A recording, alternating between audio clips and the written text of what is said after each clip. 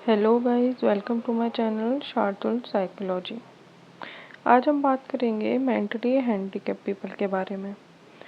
वैसे तो overall world में इसका रेशियो 1 से 3% है।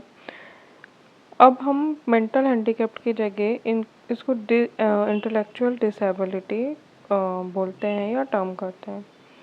तो आज हम देखेंगे कि इसकी डेफिनेशन क्या होती है, कैरेक्टरिस्टिक्स क्या होती है, मेंटल हैंडीकैप के टाइप्स क्या होते हैं और इसका डायग्नोसिस कैसे किया जाता है। तो अगर हम देखें कि ये होता क्या है, ठीक है, मेंटल हैंडीकैप का मतलब क्या होता है। तो ये एक डेवलपमेंटल कंडीशन है, ठीक है। इसमें क्या है, अपने दिमाग का लर्निंग का बहुत स्लो प्रोसेस हो जाता है, ग्रोथ का। लोग अपनी डेली लाइफ की फंक्शनैलिटी नहीं कर पाते हैं, जैसे कपड़े पहनना, शू लेस बांधना, रेडी होना। तो ये लर्निंग जो है, अंडरस्टैंडिंग जो है, वो बहुत स्लो हो जाती है। तो ये हमारी इंटेलेक्चुअल जो है एबिलिटी है उसको अफेक्ट करता है।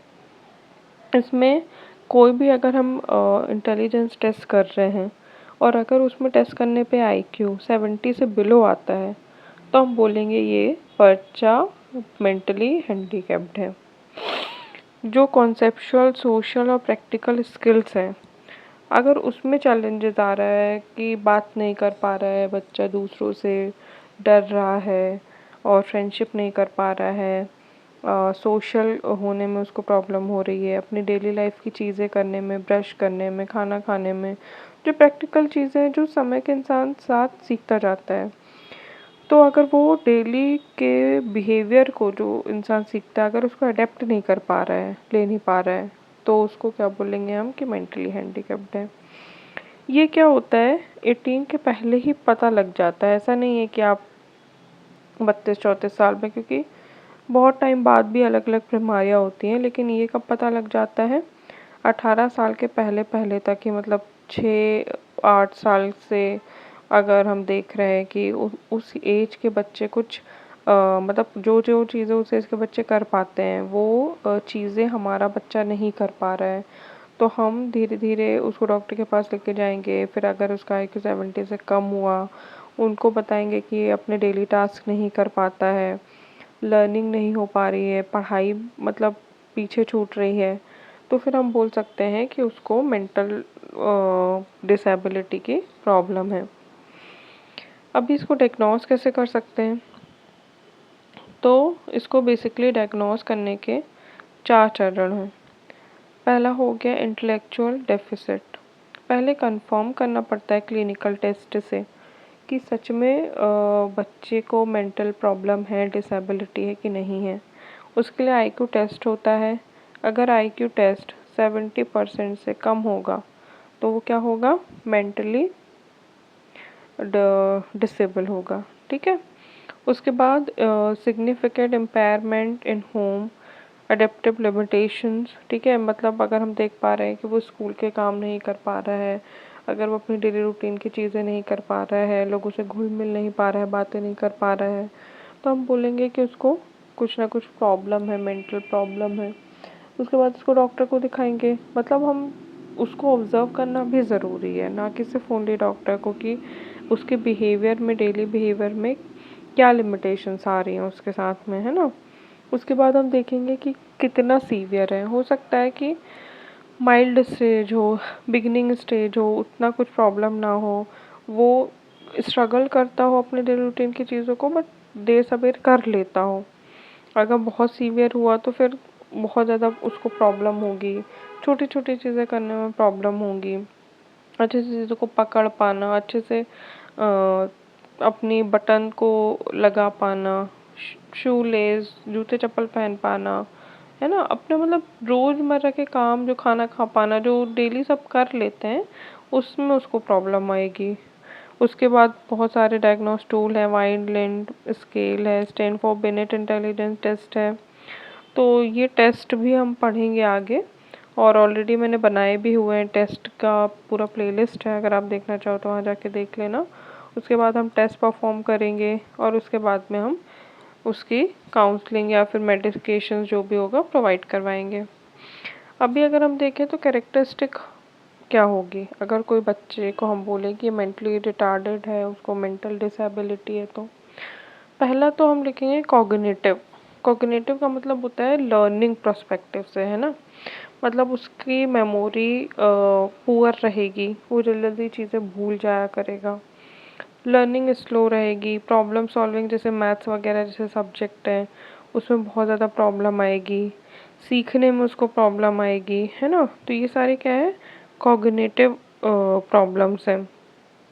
फिर आता है सोशल प्रॉब्लम, तो उसमें उसको क्या होगा, कम्युनिकेशन में दिक्कत होगी, मतलब वो बहुत जल्दी खुल के अच्छे से बात नहीं कर पाएगा। उसको सोशल क्यूज रिकॉग्नाइज, मतलब कैसे ग्रीट करते हैं, बहुत ज़्यादा है तो शाय हो जाएगा, या तो बहुत ओवर फ्रेंडली हो जाएगा, मतलब जो एक सोशल नॉर्म्स रहते हैं उसको फॉलो नहीं कर पाएगा। फिर मोटर का क्या मतलब है, जो टास्क परफॉर्म करना है ना, जैसे हाथ पैर का कोऑर्डिनेशन सही से नहीं है, चल रहा है तो दोनों पैर का कोऑर्डिनेशन सही नहीं है, पता चला बच्चा जैसे गिर जाते हैं। डिलेड मोटर माइल्ड स्टोन, है ना, जैसे मोटर का क्या मतलब होता है, एक्टिविटीज़ जो हम अपने अंगों के द्वारा करते हैं। खाना खाने के लिए हम हाथों का उपयोग करते हैं, पता चला उसका कोऑर्डिनेशन ही नहीं, उसका खाना गिर रहा है, खा ही नहीं पा रहा है, शू लेस बांध ही नहीं पा रहा है, चप्पल जूते नहीं पहन पा रहा है, कपड़े ठीक से नहीं पहन पा रहा है। तो ये सारे उसका मेंटल रिटार्डेशन के दौरान में देखने को मिलता है। अडेप्टिव नहीं है, डेली अपनी सेल्फ केयर, इंडिपेंडेंट नहीं हो पा रहा है, मतलब देखो एक एक समय तक सारे बच्चे डिपेंडेंट रहते हैं पेरेंट्स पे, लेकिन जैसे जैसे वो बड़े होते हैं वो अपने काम खुद करने लगते हैं।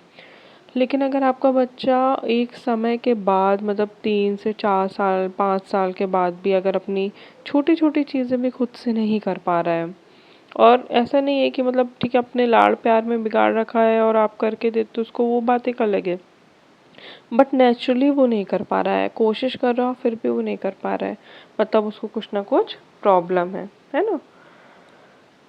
कौन कौन से मेंटल हैंडीकैप्ड हम देख सकते हैं, तो देखो एक होती है सेरेब्रल पल्सी पाल्सी।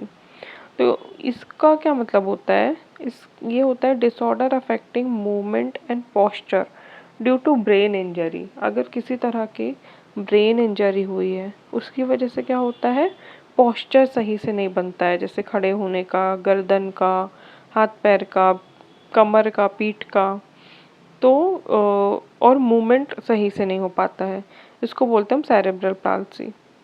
इसके कॉजेस क्या क्या हैं, तो ये है पेरेंटल इन्फेक्शन भी हो सकता है, बर्थ इंजरी भी हो सकता है और जेनेटिक भी हो सकता है।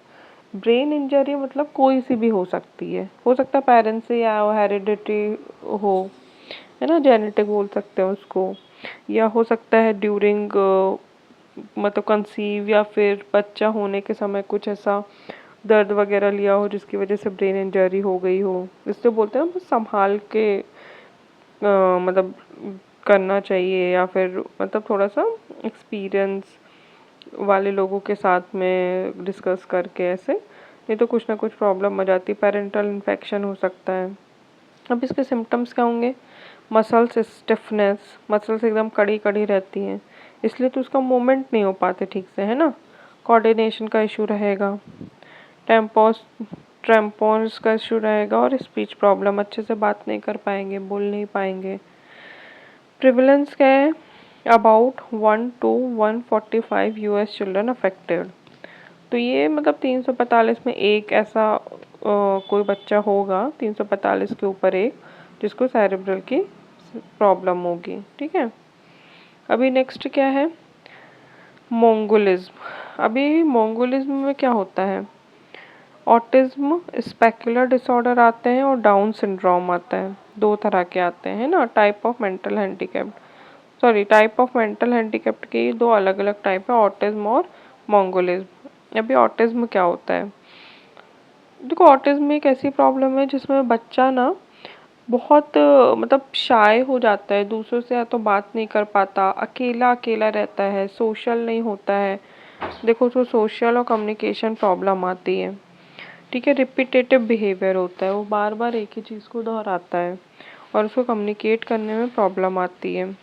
उसको हाथ से जैसे कुछ बात करना है तो वो हाथ से भी नहीं कर पाता है, कुछ उसको शो करना है, दिखाना है।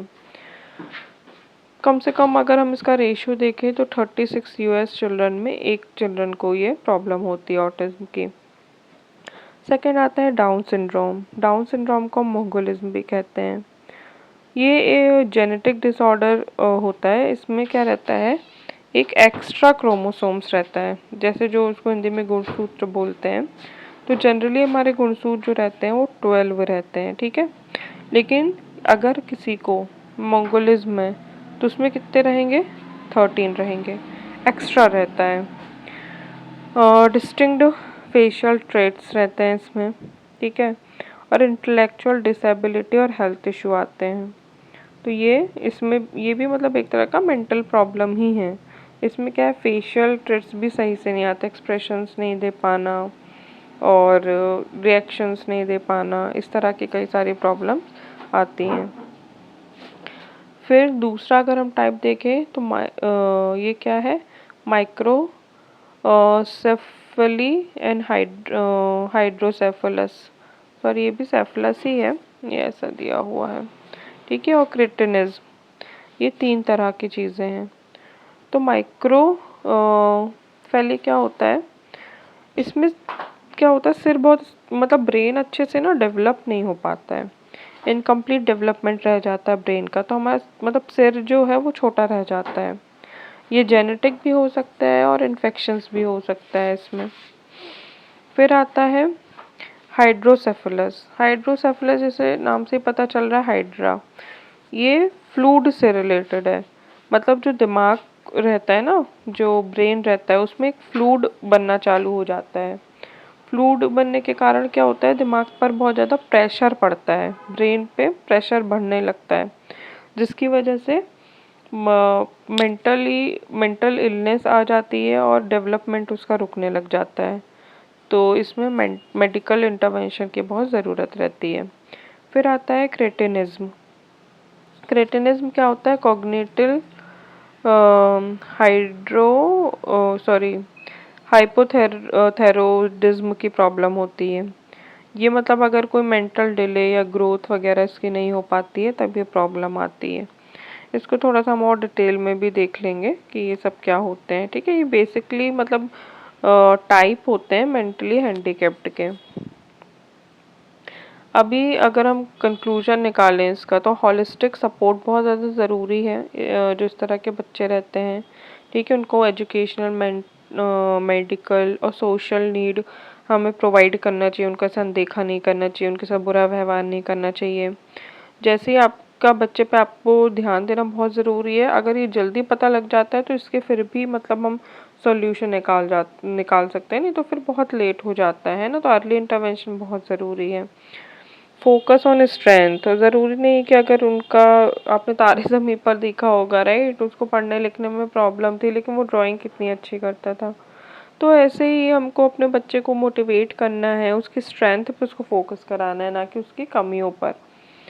दूसरा रिसर्च और एडवोकेसी है ना, essential for inclusion better outcomes. ऐसे बच्चे वैसे भी थोड़ा सा अलग थलग महसूस करते हैं, वो ऐसा महसूस ना करें, उनको हम सोसाइटी के साथ ऐसे मिल कर रहें, उनको ऐसा एहसास ना होने दें कि वो अलग हैं या वो नॉर्मल से डिफरेंट है। तो ऐसा अगर होगा तो बच्चे कॉन्फिडेंट फील करेंगे, अच्छा महसूस करेंगे।